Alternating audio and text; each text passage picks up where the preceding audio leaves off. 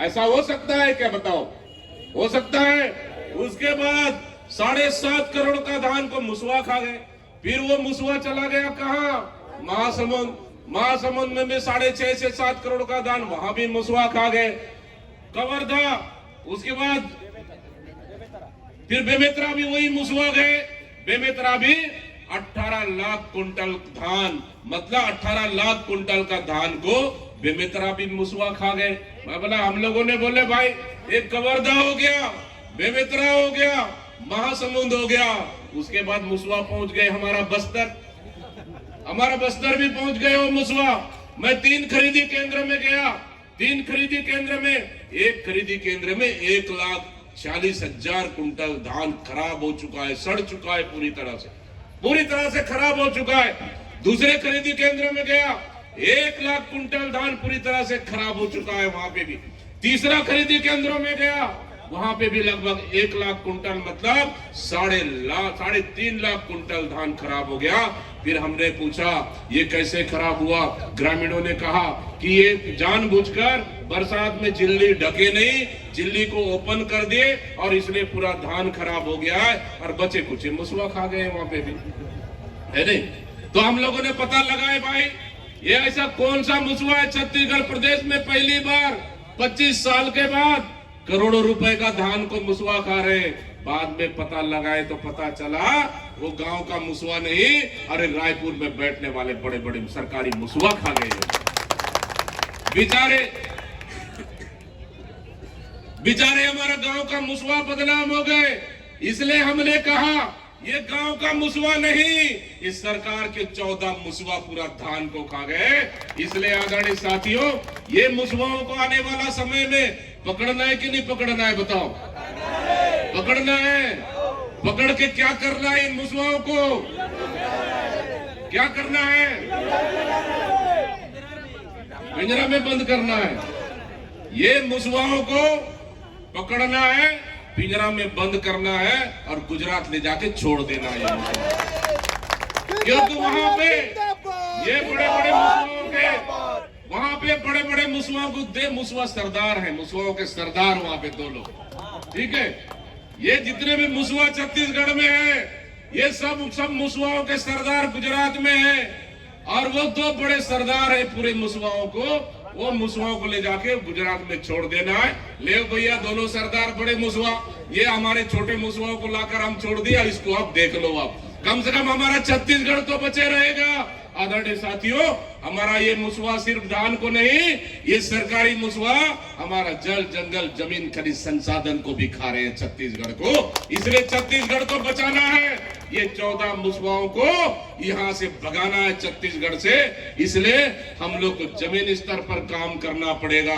आदरणीय साथियों, वास्तव में छत्तीसगढ़ को इस सरकार ने बर्बाद कर दिया।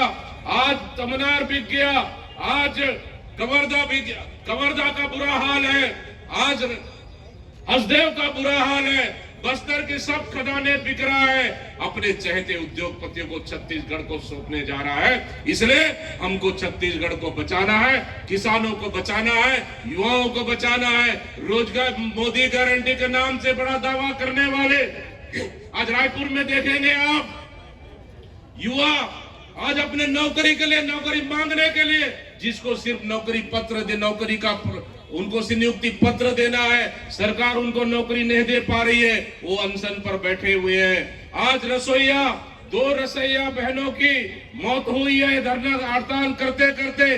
वो हजारों की संख्या में आज धरना स्थल रायपुर में बैठे हैं। और तो और इस सरकार में कौन खुश है? किसान खुश नहीं, यहाँ नौजवान खुश नहीं, यहाँ के माता बहनें खुश नहीं, यहाँ छत्तीसगढ़ के नैनीहाल खुश नहीं। आज 2 साल में सरकार ने 67 नई शराब दुकान खोला, लेकिन सरकार ने एक भी अस्पताल नहीं खोला, एक भी स्कूल नहीं खोला। आप सोच सकते हैं सरकार की सोच क्या है? न स्कूल न अस्पताल। सरकार की सोच है कि दारू बेचो और छत्तीसगढ़िया को दरगाह बना दो, यही सरकार की सोच है। लेकिन आदरणीय साथियों, इसलिए इस सरकार को कोई फर्क नहीं पड़ना है क्योंकि ये सरकार वोट चोरी कर सरकार बना रही है। आपको पता है आज एसआईआर चल रहा है छत्तीसगढ़ में। एसआईआर के सभी लोग गांव-गांव जाके बूथों में देख रहे हो, लेकिन अभी भी जाके बूथ में चेक करो। 24-22 फरवरी तक अभी भी समय है। भारतीय जनता पार्टी के नेता क्या आज कारनामा कर रहे हैं एसआईआर के नाम पर? जो कांग्रेस के मतदाता है हर बूथ में वो फॉर्म 7 क्या है? नाम कटाने का फॉर्म 7 है।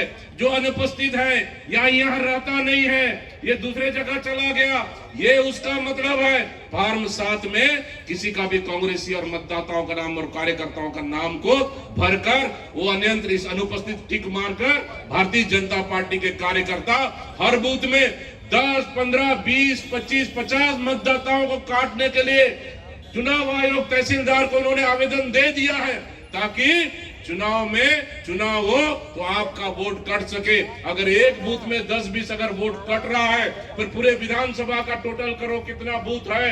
250-300 बूथ, 300 गुणी 10 कर लो, कितना वोट आपका कट रहा है? ये बड़ा साजिश है।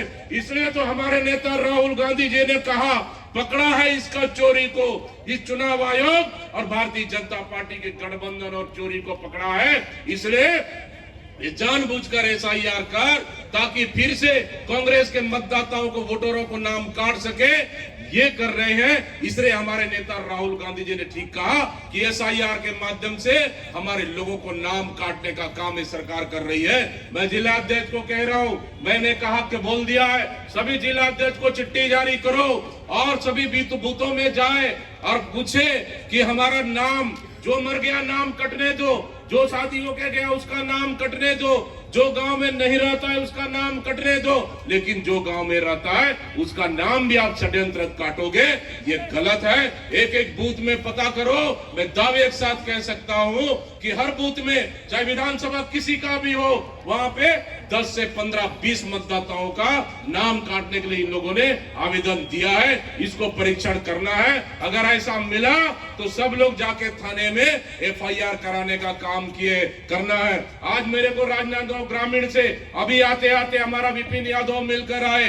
करीबन 100 लोगों का, करीबन एक जगह, मतलब एक फार्म में 50 लोगों का, कैसे करके 3 गड्डी फार्म मुझे दिए, जहां भारतीय जनता पार्टी के नेता लोग, उनके कार्यकर्ता, हमारे कार्यकर्ताओं का नाम जो वहां रहता है, कोई हमारा मंडल का प्रभारी है, कोई सेक्टर का प्रभारी है, कोई हमारा मेन कार्यकर्ता है, उसको नाम काटने के लिए दिए तहसीलदार को आवेदन। ये चोरी हम लोगों ने पकड़ लिया है। उन्होंने चोरी हमारे विपिन यादव राजनांदगांव के हमारा ग्रामीण जिला अध्यक्ष ने पकड़ा है। वो मेरे पास आके आज रिपोर्ट किए हैं। निश्चित रूप से बहुत जल्द हम चुनाव आयोग के पास जाएंगे, हम राज्य चुनाव आयोग के पास, और इस बात को हम लोग रखेंगे। इसलिए आदरणीय साथियों, इस सरकार को कोई फर्क नहीं पड़ना है। स्कूल बंद होना है, होने दो। स्वास्थ्य व्यवस्था चरमराना है, जाने दो। उसके बाद दारू बिकना है, बिकने दो। लोग मरना है, मरने दो। जुआ खाना है, खाने दो। कुछ फर्क नहीं पड़ना है, क्योंकि ये सरकार वोट चोरी कर सरकार बना रही है। ये चीज को आपको और हमको समझना पड़ेगा। इसलिए आज बड़ी तादाद में आप लोगों ने इस धरना प्रदर्शन में उपस्थित हुए, और इसके बाद हम लोग कलेक्टर ऑफिस जाएंगे और हम लोग मनरेगा को बचाने के लिए, मनरेगा को वापस लेने के लिए हम ज्ञापन सौंपेंगे, और धरना प्रदर्शन के माध्यम से आज कलेक्ट्रेट घेराव कर हम लोग अपनी मांगों को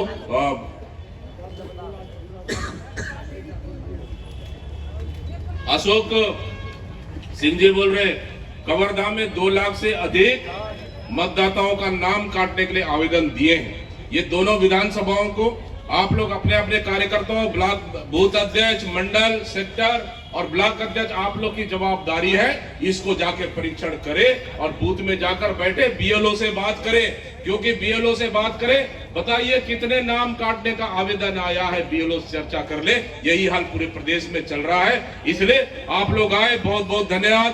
बहुत शानदार कार्यक्रम हो गया, और मनरेगा की लड़ाई इस सरकार